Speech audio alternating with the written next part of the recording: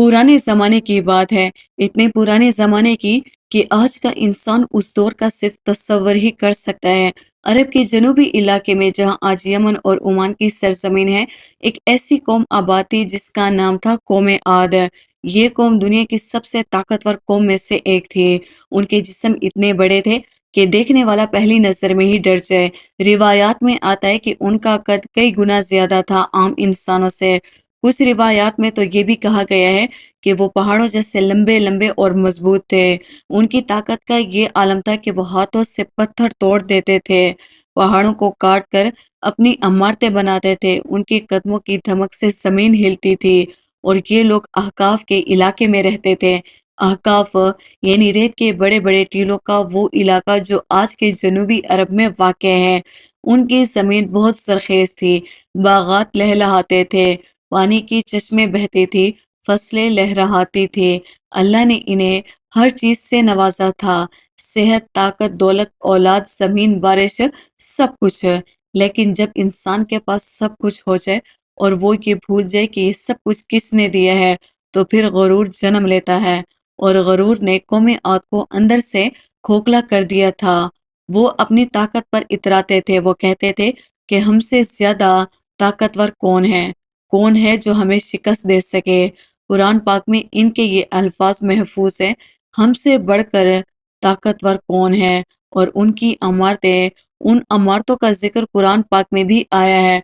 वो ऊंचे ऊंचे सतून वाले बनाते थे, ऐसे महल तामीर करते थे जो आसमान को छूते थे। उनकी अमारतों की खूबसूरती और मजबूती का ये आलम था कि लोग दूर दूर से देखने के लिए आते थे। कुरान में इन्हें इरमसात अलमात कहा गया है, यानी सतूनों वाली कौम। ऐसी सतून जिन जैसी किसी ने कभी ना बनाई थी। लेकिन उनकी बस्तियों में एक बीमारी थी जो जाहिरी नहीं थी। वो बीमारी थी शिर्क की, बुत परस्ती की, जुल्म की और तकब्बुर की। उन्होंने अल्लाह को छोड़ दिया था। उन्होंने पत्थर के बुतों को अपना रब मान लिया था। उनकी बुत भी मशहूर थे, सदा, सदुम और हिब्बा। ये तीन बड़े बुत थे जिनकी वो पूजा करते थे, जिनके आगे सर झुकाते थे, जिनसे दुआएं मांगते थे। और इन सब के साथ उन्होंने जुल्म को अपना तेवर बना लिया था। कमजोरों पर सितम ढाते थे, गरीबों का इस्तेहाल करते, ताकत को हक समझते। उनका फलसफा ये था, जो ताकतवर है वही सही है। अल्लाह ने उन पर रहम किया। अल्लाह ने चाहा कि इन्हें एक मौका मिले राह हिदायत पर आने का, संभलने का, अपने रब की तरफ लौटने का। और इस मकसद के लिए अल्लाह ने एक पैगंबर भेजा, उन्हीं में से, इन्हीं की कौम में से, इन्हीं की जबान बोलने वाला, इन्हीं के खानदान का हजरत हूद अलैहिस्सलाम। हजरत हूद अलैहिस्सलाम कौम आद के एक मुअज़्ज़ज़ और शरीफ घराने में पैदा हुए थे। वो देखने में बहुत खूबसूरत, बात करने में शेर दिल के साफ और इखलाक के आला थे। पूरी कौम उनको जानती थी कि और उनकी इज्जत करती थी, उनसे मोहब्बत करती थी, क्योंकि वो हमेशा सच बोलते थे, कभी झूठ नहीं बोलते थे, कभी किसी का नुकसान नहीं करते थे। और फिर एक दिन वो दिन आया जब अल्लाह का पैगाम उन पर उतरा, वो नबी बन गए। हजरत हूद अलैहिस्सलाम अपनी कौम के पास गई। उन्होंने लोगों को जमा किया और बड़े प्यार से, बड़ी मोहब्बत से, बड़ी नरमी से कहा, ऐ मेरी कौम के लोगों, मैं तुम्हारे लिए अल्लाह का पैगाम लाया हूँ। तुम इन पत्थरों की पूजा छोड़ दो जो ना सुनते हैं, ना देखते हैं, ना तुम्हारी कोई मदद कर सकते हैं। सिर्फ एक अल्लाह की इबादत करो जिसने तुम्हें बनाया, जिसने तुम्हें ताकत दी, जिसने तुम्हें ये जमीन दी, ये बागात दी, ये बारिशें दी। वही तुम्हारा रब है, वही तुम्हारा मालिक है। कौम ने सुना, लेकिन वही हुआ जो हमेशा होता है, जो गरूर दिलों पर कब्ज हो जाए।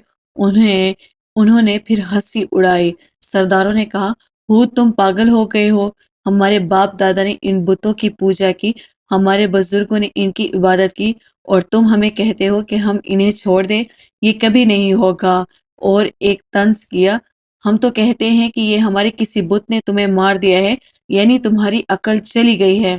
हजरत हूद अलैहिस्सलाम ने बड़े सुकून से जवाब दिया, मैं पागल नहीं हूँ, मैं तुम्हारे रब का पैगंबर हूँ। मैं तुमसे कोई अजर नहीं मांगता, कोई बदला नहीं मांगता।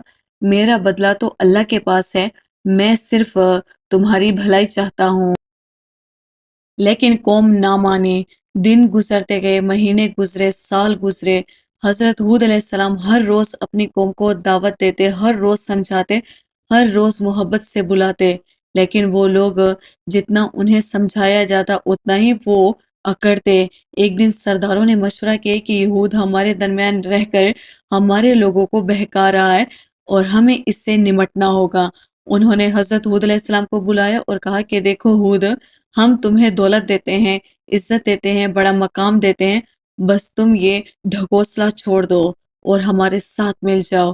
حضرت ہود علیہ السلام نے کہا، میں اللہ کا پیغام دولت کے بدلے نہیں بیچتا، تم جو چاہے کرو، میں اپنا کام نہیں چھوڑوں گا۔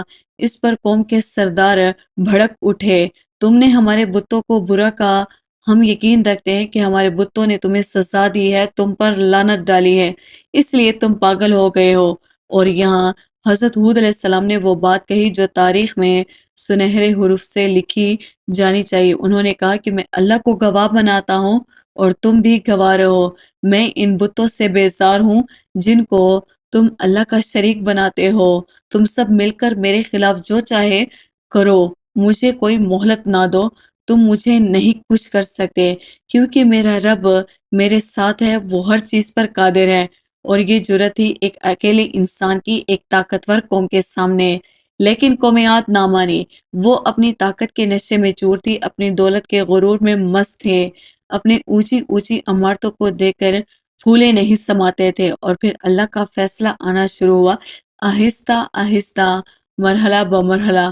پہلے بارشیں رک گئی، احقاف کا علاقہ جو ہرا بھرا تھا، جہاں پانی کے چشمے بہتے تھے، جہاں فصلیں لہراتی تھی، وہاں خشک سالی آ گئی۔ بادل آتے لیکن برستے نہیں، آسمان جیسے پتھر ہو گیا، زمین پھٹنے لگی تھی، فصلیں مرجھا گئی، باغات سوکھ گئے۔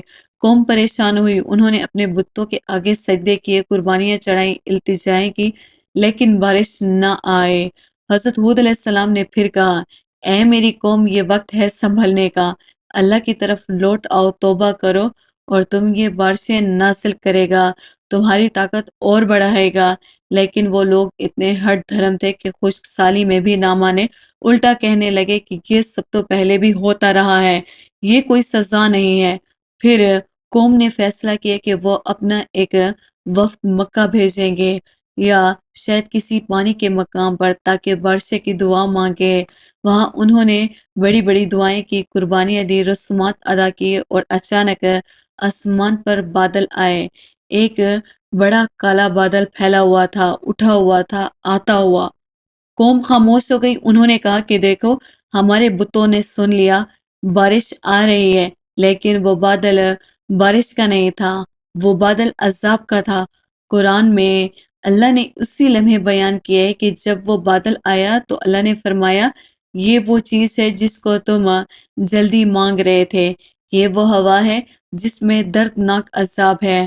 وہ بادل تھا تیز آندھی کا، طوفان ہوا کا، اور ایک ایسی ہوا جو 7 رات اور 8 دن تک مسلسل چلتی رہی۔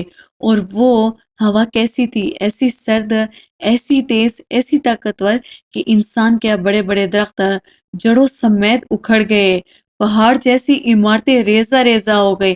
وہ طاقتور جسم جس پر قوم عاد کو اتنا فخر تھا، وہ ایسے اڑ گئے جیسے کھجور کے درختوں کے کھوکھلے تنے اڑتے جاتے ہیں۔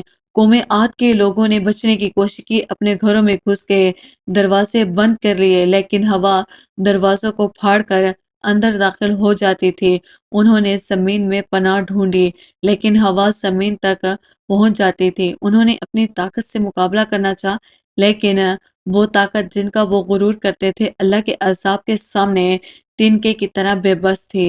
7 رات 8 دن مسلسل، اور جب ہوا رکی تو پوری قوم سوئے ہستی سے مٹ چکی تھی۔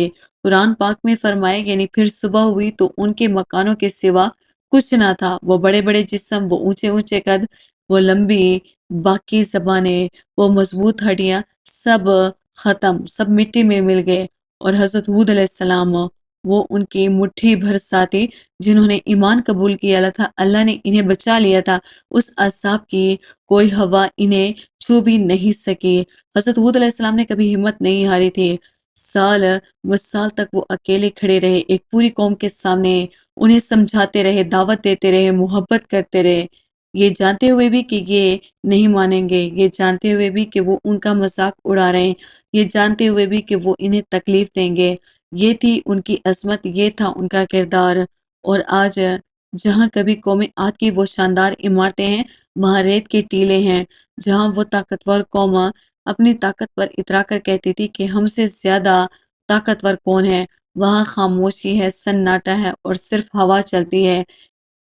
طاقت کا غرور انسان کو کہاں لے جاتا ہے۔ قوم عاد کی داستان بتاتی ہے اللہ کی نعمتیں یاد رکھنا کتنا ضروری ہے۔ قوم عاد کی تباہی یاد دلاتی ہے اور سچے نبی کی محبت، ان کی جرات، ان کا استقال حضرت ہود علیہ السلام کی زندگی سکھاتی ہے۔ حضرت ہود علیہ السلام، اللہ کی سلامتی ہو ان پر، جنہوں نے اکیلے کھڑے ہو کر پوری دنیا کو سچ سنایا۔ دوستوں، امید کرتے ہیں ہماری آج کی ویڈیو آپ کو پسند آئی ہوگی۔ ویڈیو پسند آئی ہو تو ویڈیو کو لائک اور سبسکرائب کرنا نہ بھولیے گا۔